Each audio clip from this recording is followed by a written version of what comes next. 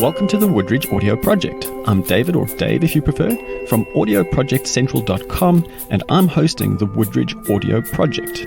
The Woodridge Audio Project aims to offer you a deeper look, or rather listen, into various aspects of the Woodridge College and Preparatory School. The first series of episodes will be focused on character profiling some of the staff members at the college and preparatory school for both informative and, I'm sure you will agree, inspirational purposes. Please do share the Woodridge Audio Project episodes with friends and family by sending episode links or news of the episodes to everyone you know in every way possible. Social media, email, WhatsApp, word of mouth, carrier pigeon, gossip, telepathy, and whatever else you may use. Please do click like for the episodes at whichever platform you are using to access them. For more information about Woodridge or to contact the team, visit www.woodridge.co.za. The guest for this episode is Mr. Trevor von Berg, the headmaster of the Woodridge Preparatory School. The interview kicks off with me having already asked Mr. von Berg to share some information about his background, and I prompted that question by asking him if his last name, von Berg, has anything to do with coming from the mountains.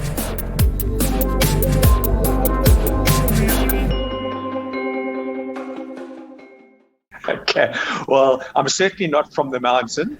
I'm a city slicker, for want of a better word. I grew up in the city, and my first experience of, let's say, country life was when I arrived at Woodridge 15 years ago. I've really settled into this type of lifestyle.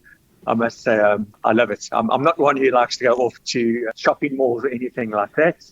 I enjoy the peaceful, relaxed atmosphere of living in the countryside. So rather than from the mountains, it should be to the mountains.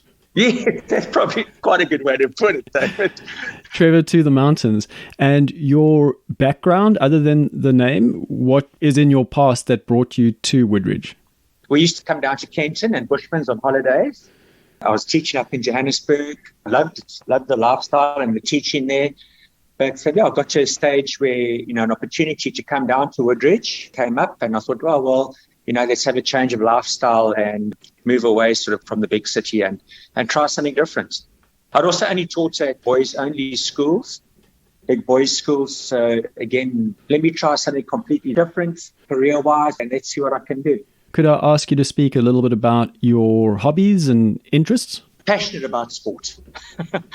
If you want to speak about sport, we can speak about sport the whole day. So I really, really enjoy my sports. Rugby, cricket, golf are the ones that I'm particularly interested in. Football as well, the English Premier League. So I enjoy watching it. Obviously, I can't play anymore. I play a little bit of golf. But the team sports, I just enjoy watching and coaching. I use some concepts from a sporting background, applying it to my job. I like to keep fit. So, I try to get out and do something every day, be it running or cycling. I really just enjoy being fit and enjoy watching sport.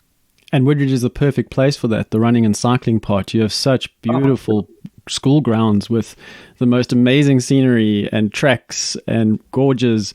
Could you speak a little bit about the school grounds? Often when you go running, you just realize how privileged we are to stay on a campus like this. Words can't explain it, David. Different runs you can take, the cycles, it's just so tranquil and beautiful. I also like to go out sometimes late afternoon, early evening, especially now in summer, and hit a couple of golf balls. You stand out on the fields and just look across at the ladies' slipper, see the sunset, and you think, my word, this is truly, I'm so privileged to be here. I'm always stunned by how beautiful the Woodridge school grounds are. Could you talk a little bit about the preparatory school building, which when I was there felt a little bit like a historical building with a really positive energy? Is that right? Yes, no, without a doubt. Certainly where my office is, it used to be a hotel dating back to the 1880s. There's lots of history in it. Whenever people come in for an interview, they're just taken aback by that old building and my office. So yeah, it's another privilege.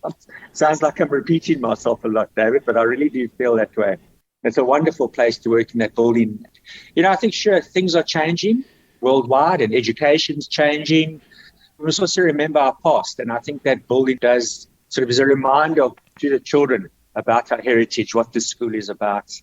It's wonderful that you've actually got something there that's real, that the children can see and use their imagination. You mentioned being a historical building and its history. it used to be called cadles, right? And there was a play on cadles. They used to refer to it as cuddles. Could you talk about that at all?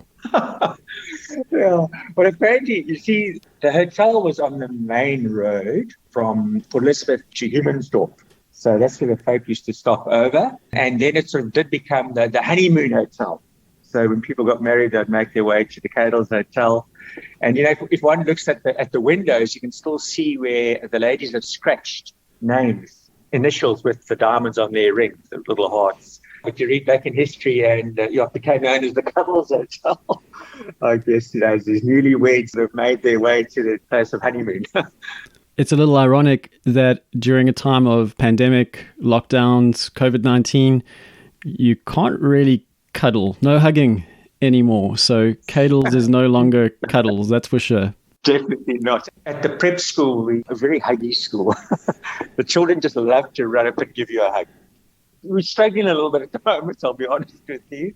They're just so sort of free and free of spirits that they'll run up and just give you a hug in the middle of nowhere. It's just, again, we're so fortunate that, but now with the children not being able to do that, it has taken something away. Well, behavior change in the time of a pandemic is a very good thing.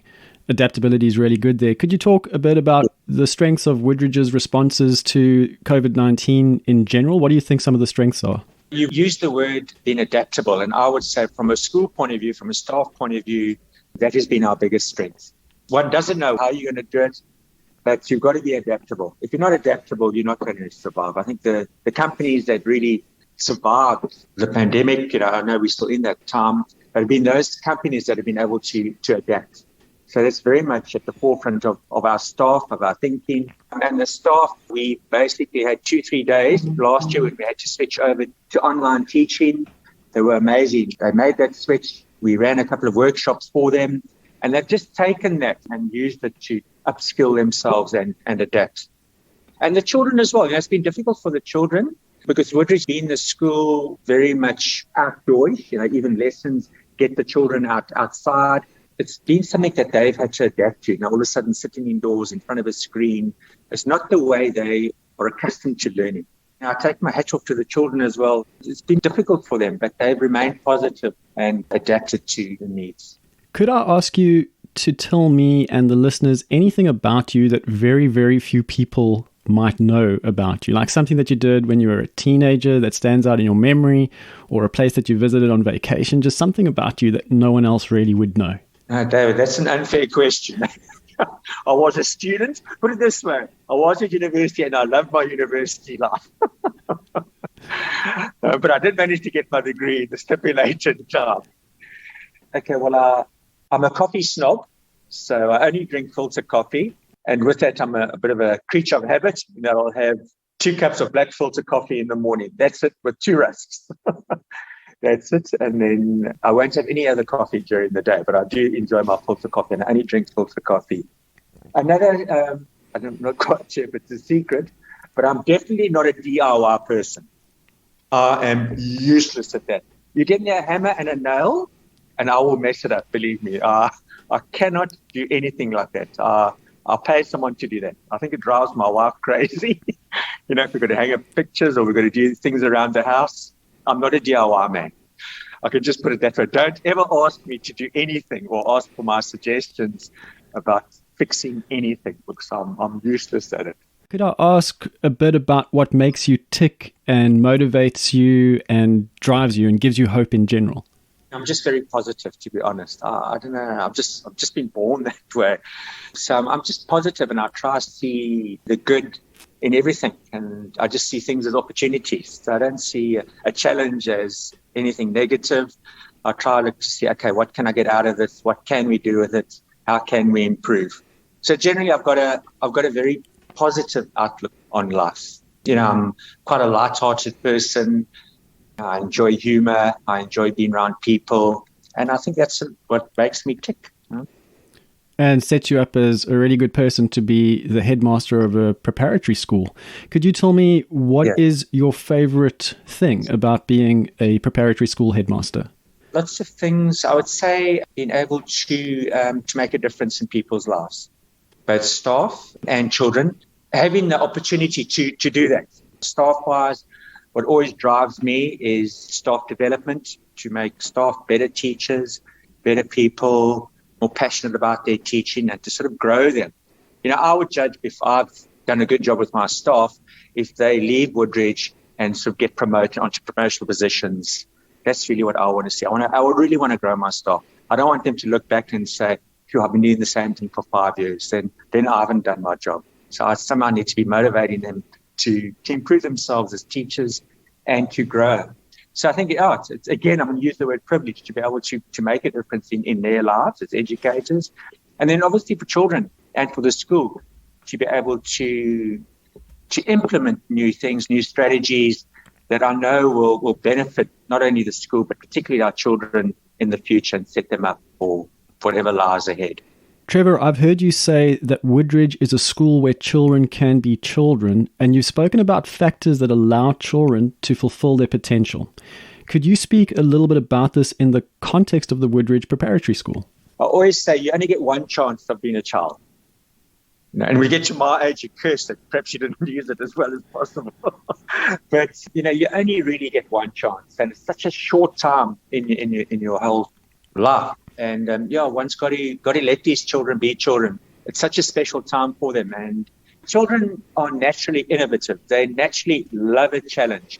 They're naturally full of energy. So that's really what drives our whole program at Woodridge, is letting them be children and creating opportunities for them to just grow in confidence and use their creativity and use their sense of adventure and sense of freedom to actually find out who they are before we set them up to send them to high school where things are a little bit more structured. But we feel that's where we allow them to grow into little people at the prep school and develop that confidence. Then we've done a good job, because then they set up to move onto the high school. Preparatory School Pirates and Walking the Plank. Trevor, what was that all about, and how does it tie in with what the prep school is all about? It's funny you talk about that. The grade 2s make me walk the plank. Normally it happens in the middle of winter. I don't know why the teachers have chosen it that time. But from day one they start coming to, sir, we're going to make you walk the plank. Well, that's like 6 months down the line. But, the grade 2s, they do this theme on pirates, sort of a 2-week theme, 2-3-week theme where they focus on pirates. And I think just something to bring it to life, to bring learning to life. Talk about Woodridge is more than a school and experience. These are the type of things children remember. The day we tied the headmaster up, and we make a big thing of it. So they come and they catch me in my office and I try hard away. And then you can, he's not here. And then there's always a couple of them, who come and climb through the window, come looking for you. So it's all just, I guess it's part of Woodridge. It's just been fun, but at the same time, it's making learning fun. Yeah, I enjoy it as well. It's a bit chilly, to tell you the truth. But it's just so nice sort of just being part of that for the children. And it means so much to them. The one day one of the 3 little boys came to me. We did try to do it early in the morning. I think that the teachers want me to sort of get it over and done with. They're thinking of me. So we did it like at 9 o'clock, and at about 12 o'clock, these 3 boys came back to my office to ask me if we could do it again. It's just, I guess it's just making learning real for them, and it's just lovely just to be part of it. So what is the best way for listeners to find out more information about the Woodridge Preparatory School? Our Facebook page is always updated. Lots of information, photographs going on about events, things happening at the prep school. The web page, lots of information on the web page, particularly if you want to find out, so what's the philosophy of the school? What curriculum do they follow? What are the children learning? What are the class sizes? So if you want that type of information, definitely the web page. And I would say if you wanted to get a feeling for a day-to-day activities and what's happening at the school at any point in time, so Facebook, Twitter, Instagram would be the places to go. Is there anything else you'd like to add to end the interview? I really encourage people to come out and have a look at the school. It's a hidden gem. And I think once parents have been here, once their children have been here, then they'll be sold. But I think just coming out to the school, visiting it, you get a very good feel for what it's about. The open spaces, the children, you can just see, one, that they're learning, and secondly, that they really just love being here. And as a parent, I think that says a lot and it gives them a lot of comfort. So I would really encourage people to come out and visit us and have a look to see what we do offer here. And that brings us to the end of the interview. Thanks for listening, and please do remember to share the episodes and relevant social media posts with your friends and family, and like the episodes at whichever social media platform you found them on. If you have any follow-up questions, head over to www.woodridge.co.za, where you will find the contact details for the school, and you can contact me at www.audioprojectcentral.com.